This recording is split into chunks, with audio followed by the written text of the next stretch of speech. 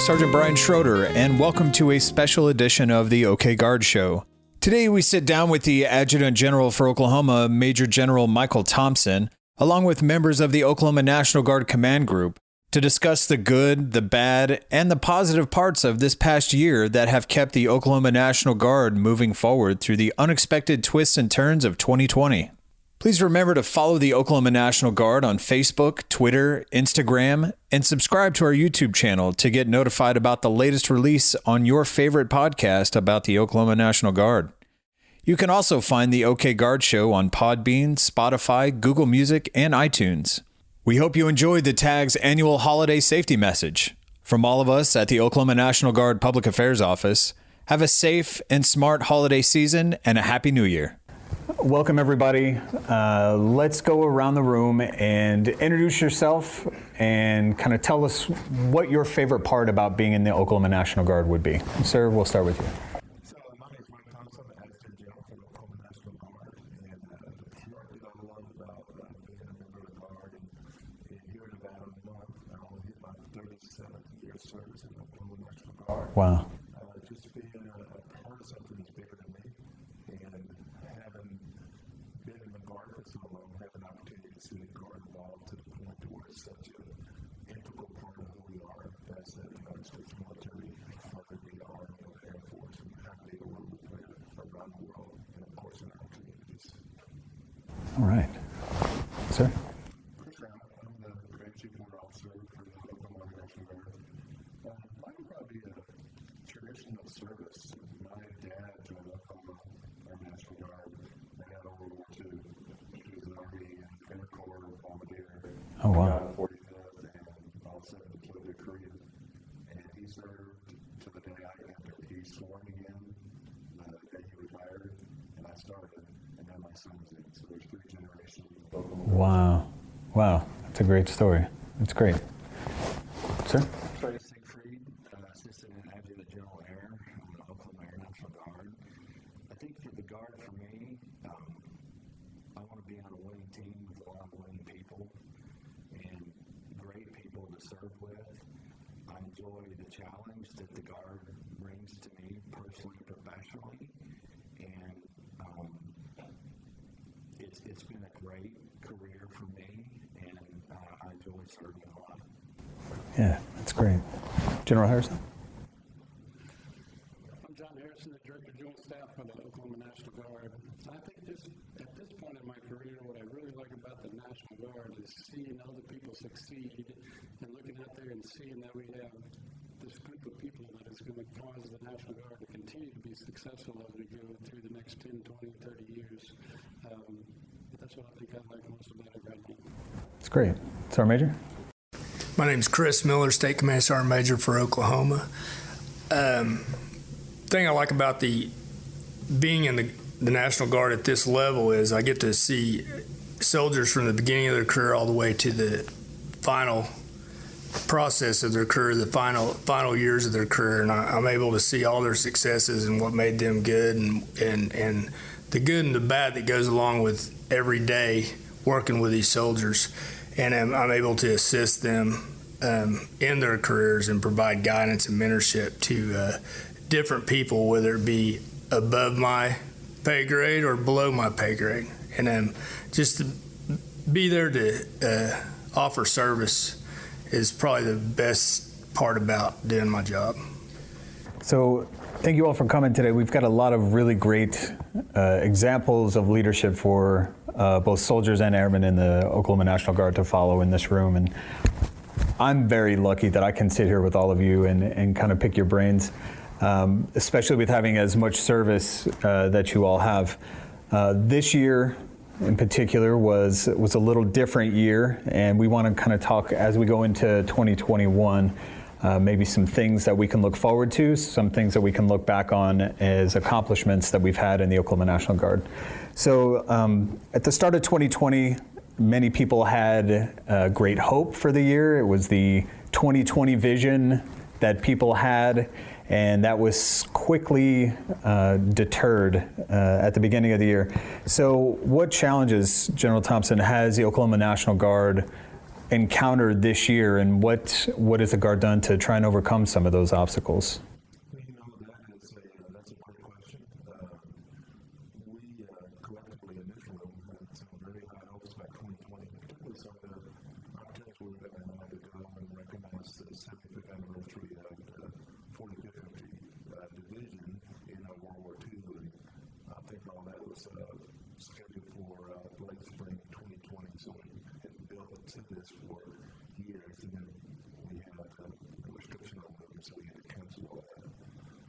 But just in terms of Oklahoma Guard on a day-to-day basis, just dealing, we can't talk about 2020 without talking about COVID and the way that it's affected our country, affected our soldiers, affected our airmen, and not in a good way. It's good in the sense that it's made us more innovative. Instead of us rolling up in a beat position and waiting until this is over and let you know when we come out again, we figured out a way to move through our training. We figured out a way to still accomplish the goals that we need to do as a military. The military doesn't take time off, and we certainly don't either. But we're learning how to be efficient in a COVID environment that's been extremely challenging without exposing our soldiers and our airmen to further risk. That's the balancing act that we have, is trying to get as much training that we can do without exposing our folks to COVID or the risk of COVID. But as far as the positive piece of that, as everyone knows, in 2020, the Oklahoma Air Guard and Oklahoma Army Guard did incredible things for the state of Oklahoma. We were instrumental in revitalizing the strategic national stockpile there in Oklahoma City, which has a presence all over the state of Oklahoma. We were putting in nursing homes. We were doing everything you can imagine. Regional food banks that feed people that were adversely affected by this. So it's devastating as this was from a pandemic, and we're all living through this for a first-time experience. I'm really, really overly proud of the response of the Oklahoma National Guard. So, General Harrison, in what ways, with COVID being as unpredictable as it is, how has that impacted your vision or being able to carry out the vision that as being the Chief of Staff? Has it really changed the direction as far as training goes, or obviously missions have changed, like you said, General Thompson, but... It has changed what we've done mission and training wise over 2020. When we look back to the spring, it was a pretty big effort to turn off orders for both the Army and the Air Guard, people that were going to school. So we spent several weeks just notifying people and turning orders off and saying, well, that school's been canceled. And then as the Army and the Air Force determined how they were going to go forward conducting those schools, a lot of them virtually, we were able to get people back on orders and get them into those schools so they could continue to be promoted, continue to be successful in the National Guard. Well, and that's, I feel like, a big part of what everybody has had to do is say, like General Thompson said, you don't just curl up in a fetal position and hope that it goes away. You use those opportunities to do something different, something innovative, and having classes that are virtual now, people doing virtual meetings just to keep that distance. Chief Rao, how has the Warrant Officer Corps taken that approach and done things differently that would have been almost not thought of in the past? I think we've learned to be more innovative and more efficient in certain ways. I know we've moved a lot of our things to teams and found out we could be a lot more effective than probably some in-person meetings on teams. We have to share information via them. We've had to kind of rethink maintenance and fire activities and different things that we've done just because of the COVID response. And General Siegfried, from the air perspective, your mission environment is maybe a little different than what it would be in the Army, being that you have a lot of people in a metal tube that's flying around in the air. How has COVID restrictions impacted being able to accomplish missions from the air perspective? That's a long question that I could talk about, but I won't. I would say that our our Air National Guard, it's mission first. We currently have over 300 deployed right now, and to get that accomplished was a lot of effort, just as General Harrison said, on orders and moving forward. What I'm particularly pleased and proud at, and I've said it publicly, is how our commanders have had to step up and step into a lot of gray decision-making areas and take risk and make an assessment, and I believe that they've done it very well with a lot of care in mind. And the whole maintenance program, as Chief Brown mentioned, we've really had to watch that. I'm really pleased at how we did a lot of split shift work, doubled up on drills, periods on the weekend to give additional, to create that flexible agility for mission readiness. So very, very pleased at how they did it. As you mentioned, there are airmen as well as soldiers deployed, so the Oklahoma National Guard job does not stop because of COVID. In fact, it sometimes ramps up and takes on different hats, and we go out and we do missions like we never thought, like cleaning nursing homes. I'm sure when someone enlisted, they never thought that that's a job that they would ever be doing, but as the National Guard, that is our role, to give back to the community and be there for the community in that way. And Sergeant Major Miller, as far as moving forward, is there anything that the Oklahoma Guard has done this year that maybe you hadn't thought about doing, but you would recommend doing in the future, as far as how to conduct drills when people may be out of touch or out of pocket, the virtual drills that have been done? Has it been successful? Yes, I believe so. That the commanders have taken it on themselves to, and their first sergeants and command sergeant majors to look at different ways of accomplishing drill, especially the digital training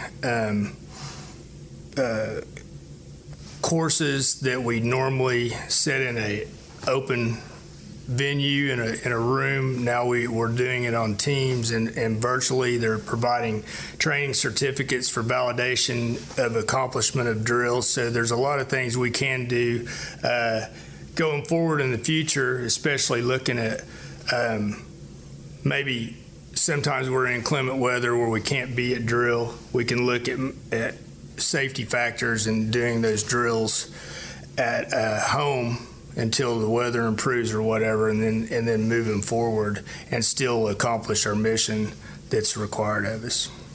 That's good. Just being innovative and taking that ball of innovation and run with it. That's great.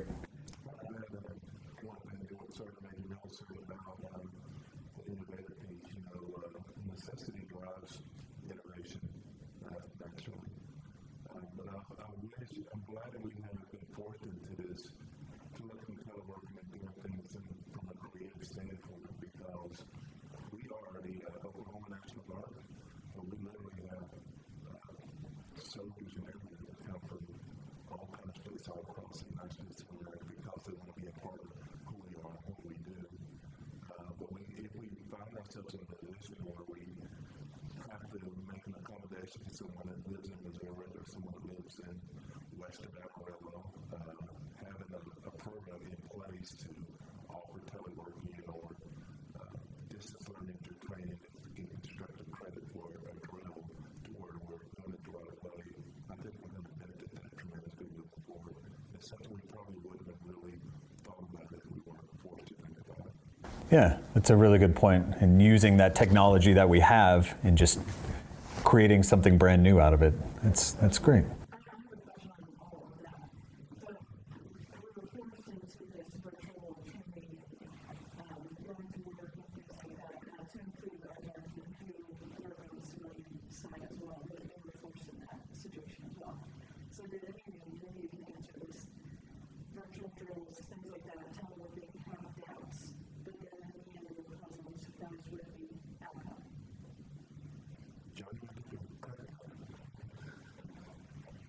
think some people have doubts when you start to do something that's completely different.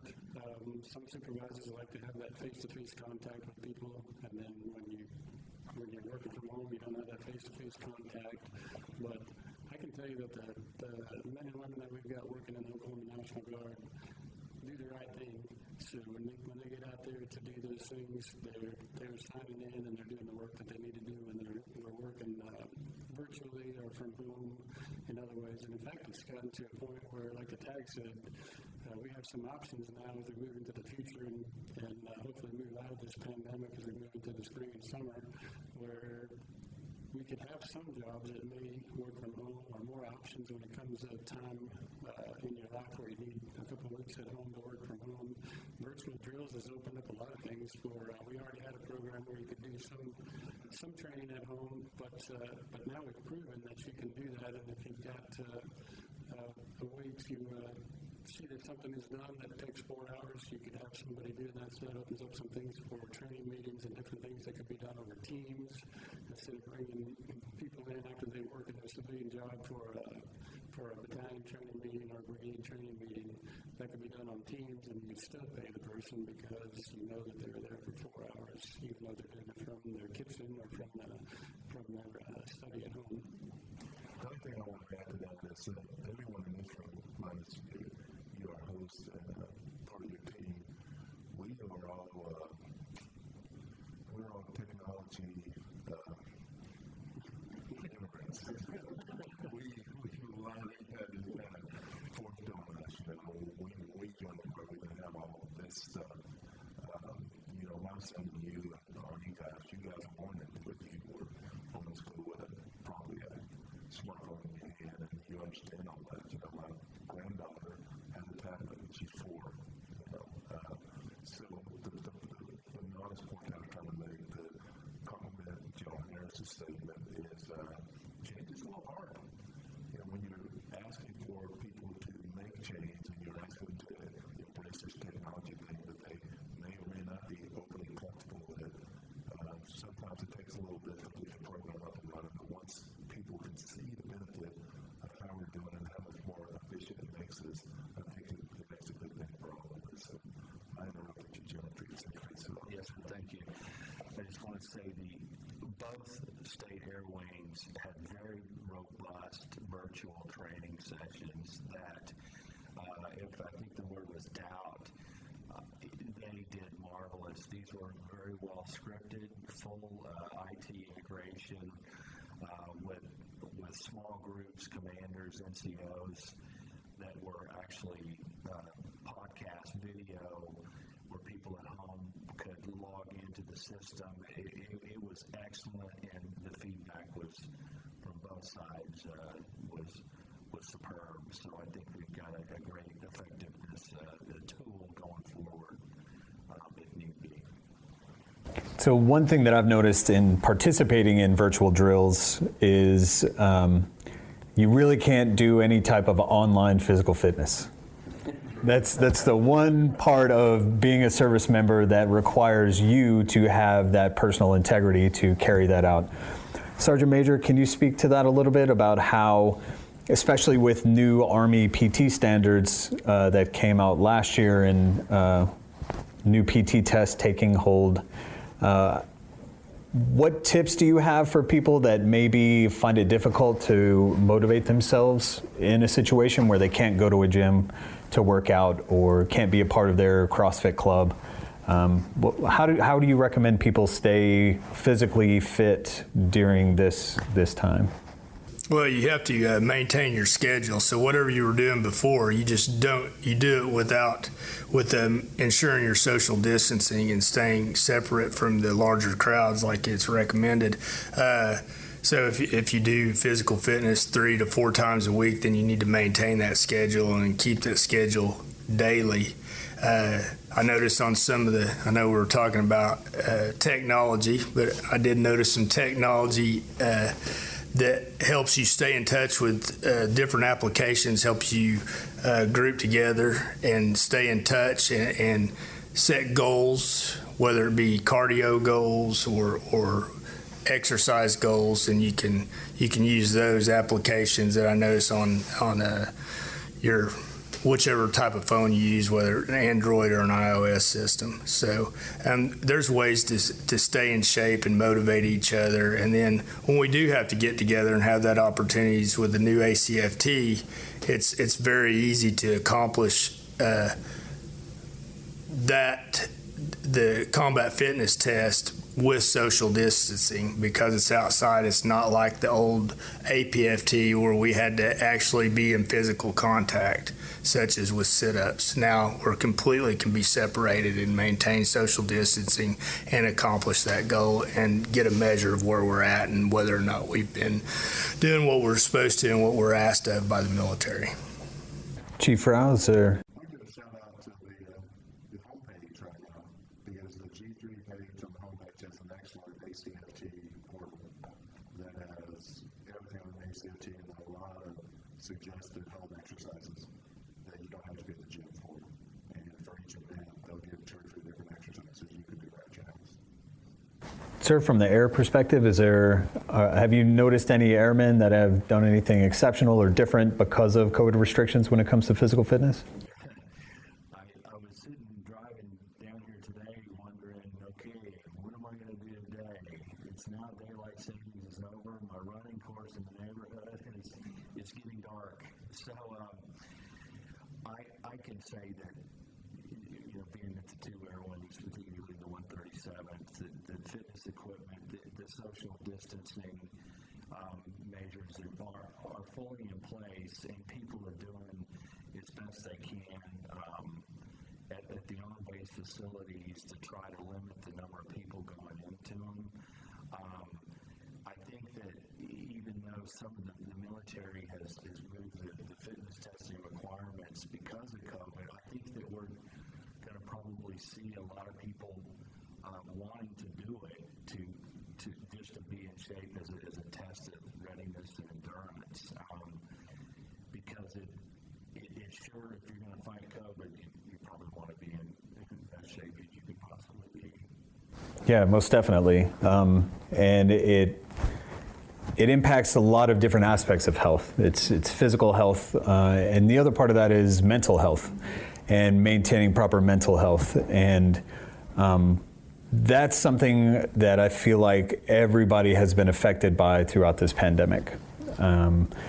Some may see this as, you look at it and nobody really has an end in sight when this pandemic is going to end. It's you can equate it to being on a deployment with that threat of stop loss, so you might get to go home at some point. You just don't know when, but you know that someday it will happen. You will get to go home. So and anybody can answer this, what are some tips that you have for those who may be suffering from fear of the pandemic, some that may have suffered the loss of a loved one due to COVID, or just losing that sense of community, but having to social distance now? The holidays are coming up, so a lot of people are thinking about those types of things. How can I have Thanksgiving while still maintaining that distance? How can I still celebrate the holidays, Christmas, and those different holidays in that time of the year, but do it different than what we normally do?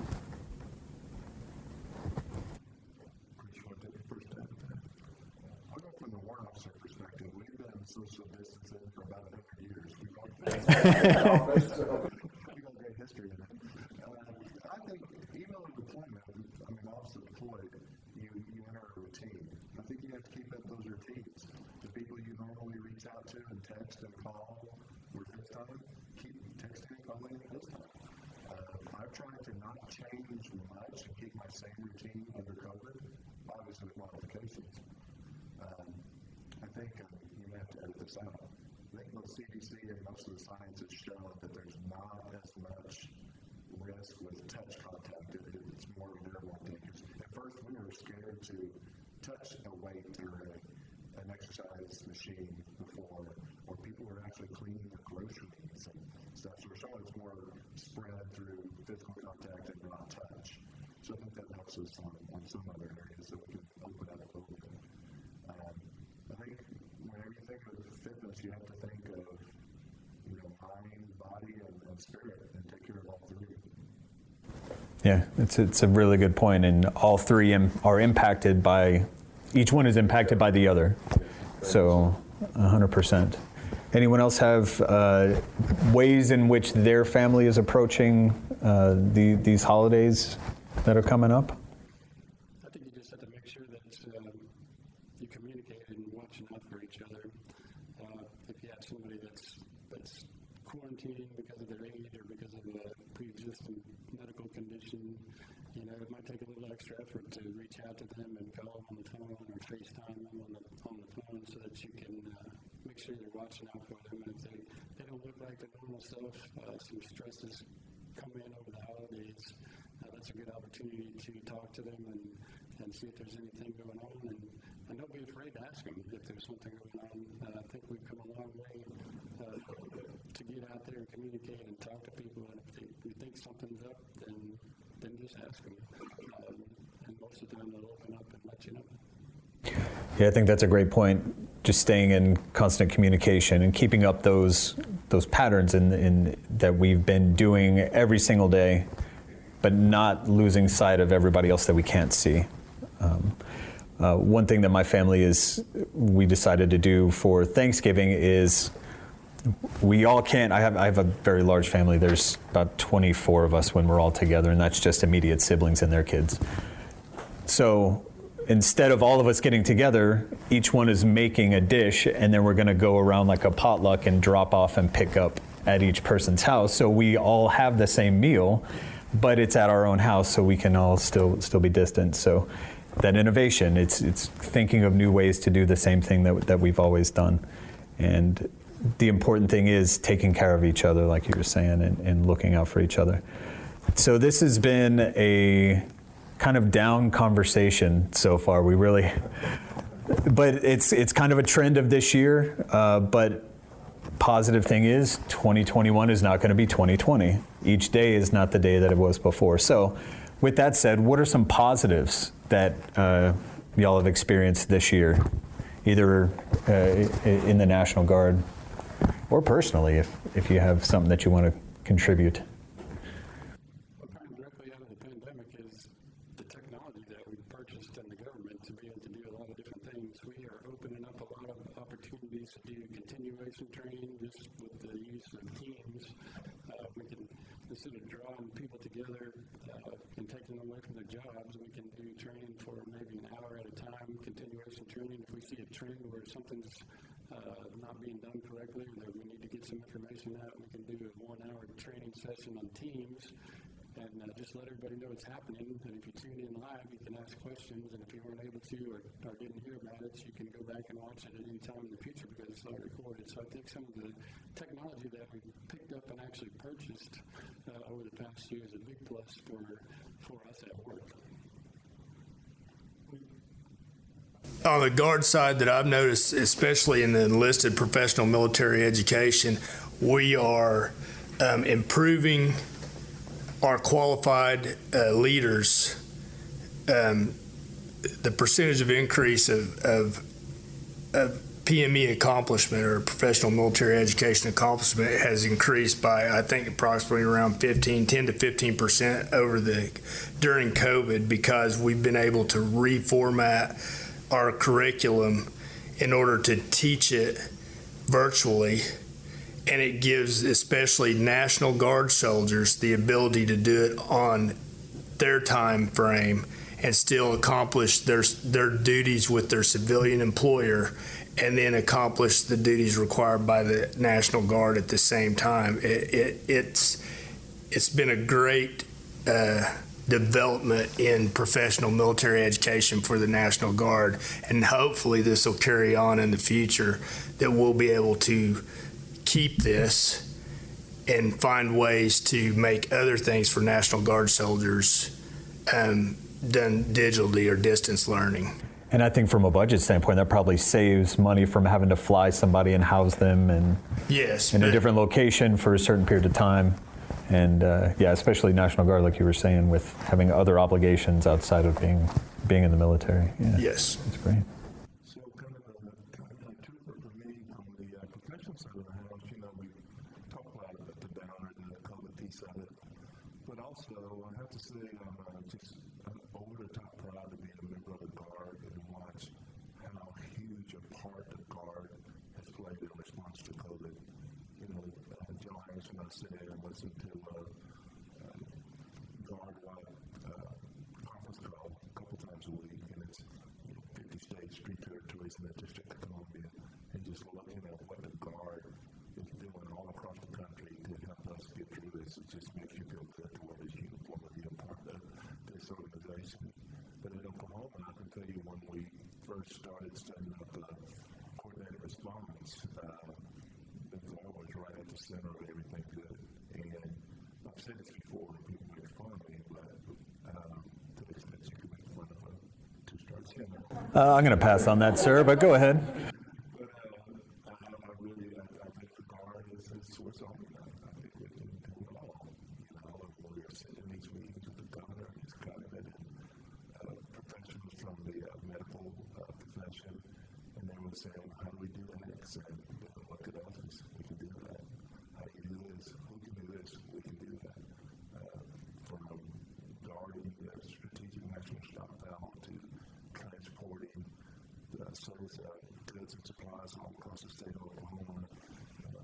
Alluded to the cleaning the nursing homes, but when you got these folks that were living on the economic margin, these low-income parts of our community that live in these community centers and these retirement homes that don't have the means to pay for it, for us to come through there as the Oklahoma National Guard and disinfect that from one end to another and just see the reception where people want to come up and hug us and thank us and all that, it just really makes you proud to wear the uniform. So our response, our collective response from the entire Oklahoma National Guard is something I've been very proud of in 2020.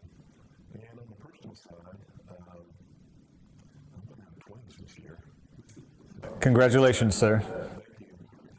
My daughter-in-law is probably about this time next month be adding 2 Thompsons to the family. Very, very overly excited about that. And she's picked out a name for them, but I really think their name's going to be Amazon Prime. If the Amazon Prime truck drives that much speed, they're going to stop my wife's probably going to run out there and chase it out. I didn't stop right out today. We're really excited about that. Learning how to manage that in this environment, you know, and bringing life. Chief Brown just had 2 new kids added to his family as well, so he knows exactly what I'm talking about. And John Harrison's got a brand new, about a year old, little Levi that's part of the Harrison family. So even though we're getting our way through this, there's still a future that we're looking forward to.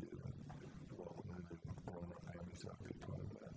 That's great. A lot of joy out there still to put a smile on your face, regardless of what's happening. No, we don't. So, sir, typically every year about this time of the year, the command group sends out a safety message to Oklahoma Guard members and their families. This year is unique because of COVID, like we've discussed. So how should families plan a safe and distanced holiday season from a safety perspective?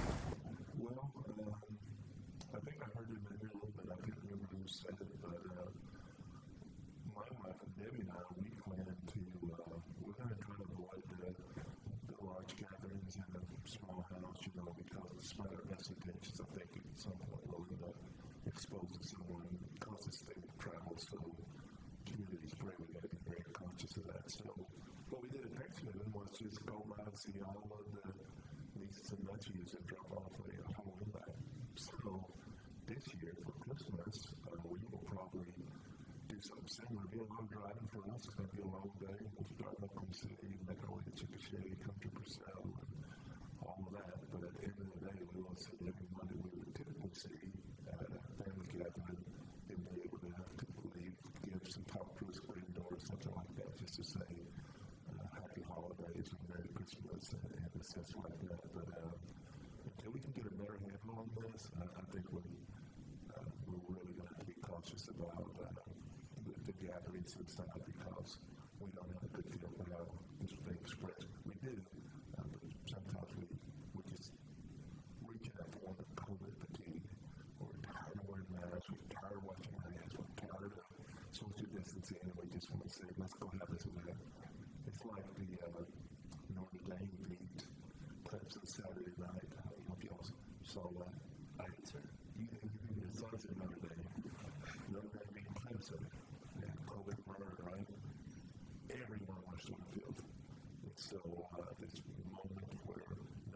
celebrating, all of a sudden you have 25,000, 20,000 students jumping around on the Notre Dame home field like you've seen in the past.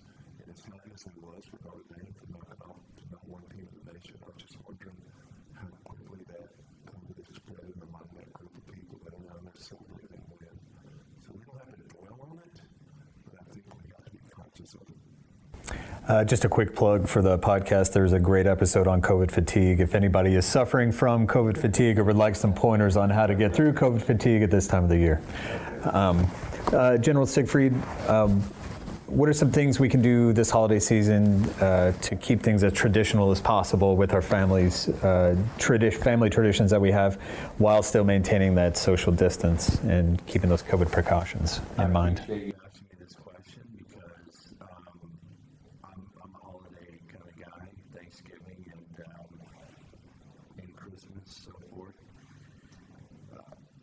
I would say that it has been tough, but we got to keep going. We've got to count our blessings. We've got to keep faith in ourselves and each other and go forward. So saying that, limiting the large gathering, as the Adjutant General said, that's a big one. But you can still find a way to have fun in your own house, your own great family and friends. I am a big holiday turkey fryer kind of guy, and those are always fun to do, and you can probably do that fairly safely, with some distance and so forth. Find a new skill, get the lights out, get outside, and do what you need to do. Have fun, and just enjoy that you have some time to yourself. Do some reflection and enjoy the ability of what you have, and think about the hardships, but we're going to make it through it. That's my plan with my family for the holidays. It's a good plan. It's a good plan. Just kind of maintain what traditions that you have the best way that you can. So are you one that lights up your entire neighborhood and okay? I do my lights myself, and sometimes they can be a little bit broken and on them off. Up either way. That's good. That's good. Yes, sir. I think it's important that we do look for opportunities to do things a little differently. So about almost every year we go and watch Christmas Carol. And we're all in there watching that. We know how it ends, but we're all there watching it anyway. And this year we weren't going to be able to go and watch Christmas Carol, but we found there's an outside venue this year with Christmas Carol. So we're going to be a little cold. Yeah. We're going to go and watch an outside version of Christmas Carol the same way our church did, but it's doing an outside service now. So there are ways out there we just can't roll up in that proverbial field of rich and wait for it. We just have to stick our head up and look for them. So yeah. Yeah, it's good. It's good. This year I actually made a 6-foot-long paddle for the birthday paddle. It had COVID 24 paddle, and I even drilled holes in the end. Oh, wow. So all the kids got a big kick out of getting spanked with a 6-foot paddle. And I think this year, like on Christmas, I'll be hitting the grandkids' house with some bells, and we won't go through the safety or risk assessment of it, but I'll probably be right across the road shaking some bells. That's awesome. So, Sergeant Major, what are some of the most common safety mistakes people make this time of the year staying indoors? Can I roast marshmallows over my space heater? If the power goes out again, but I have gas, can I open my oven and turn it on to heat up my house?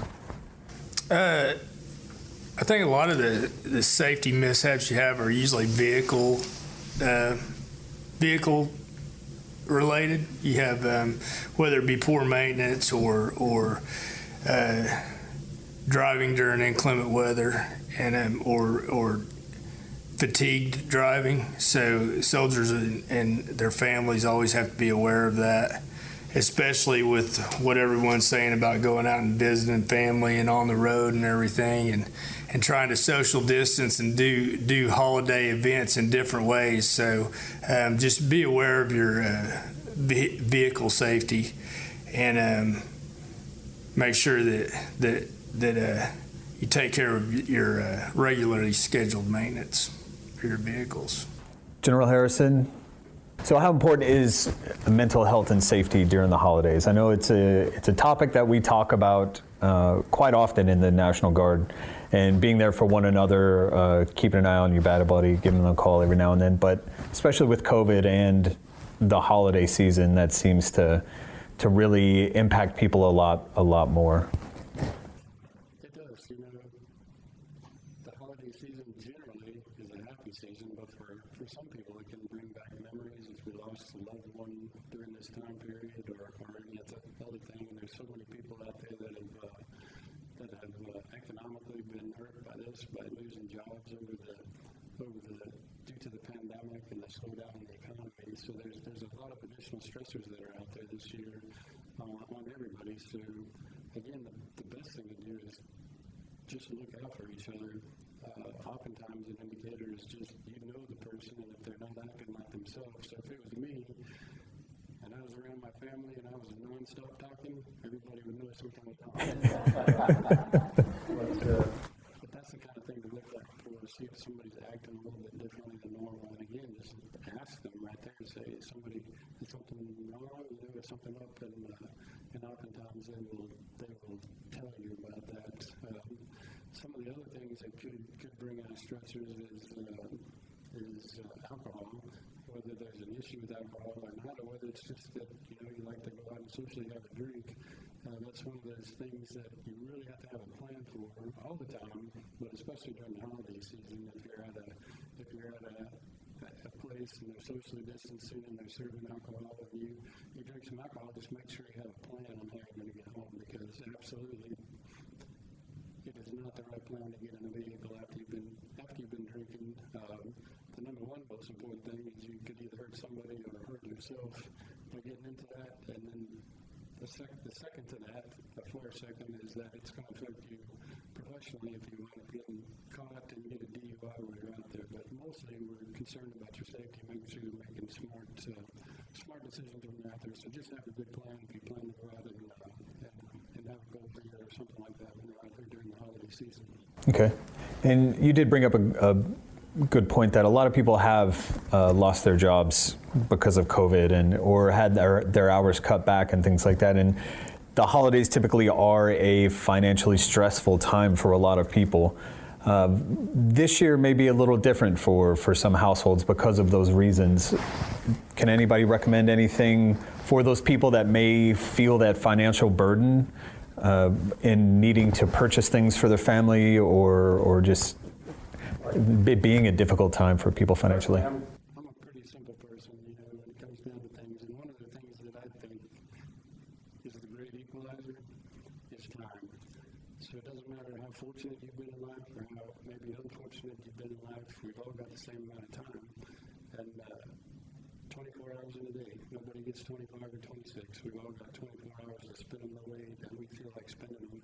So if something's happened out there and you've been affected economically and you may not have the means that you had last year to purchase gifts and things like that, spend some of your time making something for those people that you know and you want to give a gift to.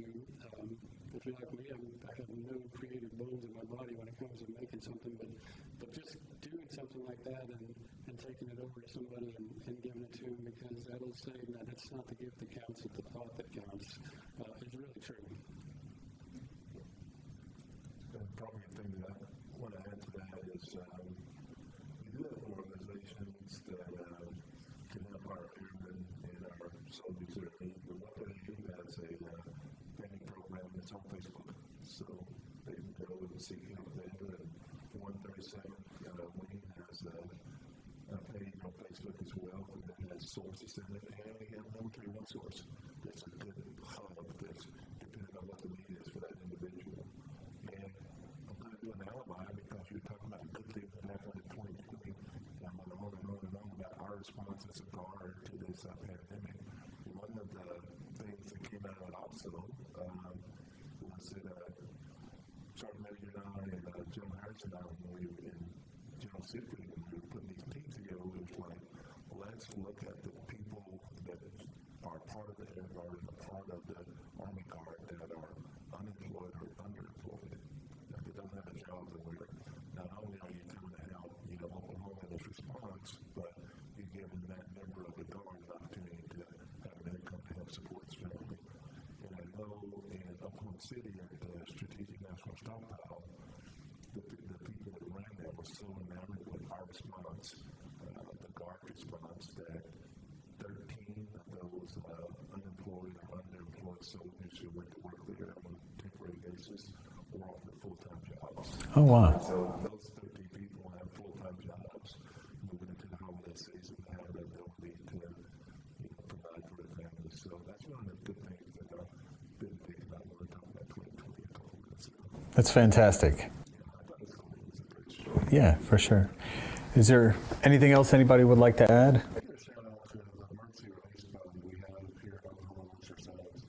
If there's any soldiers or anyone out there that, just cannot buy diapers for their baby or formula or food, if they're not sure, they need to reach out to their family programs folks and go to emergency relief fund application. Yeah, excellent resources. And we'll make sure to put those in our show notes so that people can have access to those that may need those. Well, thank y'all very much for joining us today and for getting us prepared going into this next year that will be much better than what this year was all around for everybody. So thank y'all very much. Yeah, thank you. Thank you.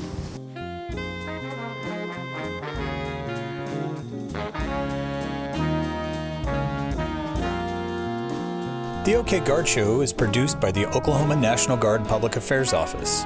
Any mention of products or brands does not imply endorsement. All guests on the show are volunteers in an effort to inform and educate members of the Oklahoma National Guard, their families, retirees, potential recruits, and the community.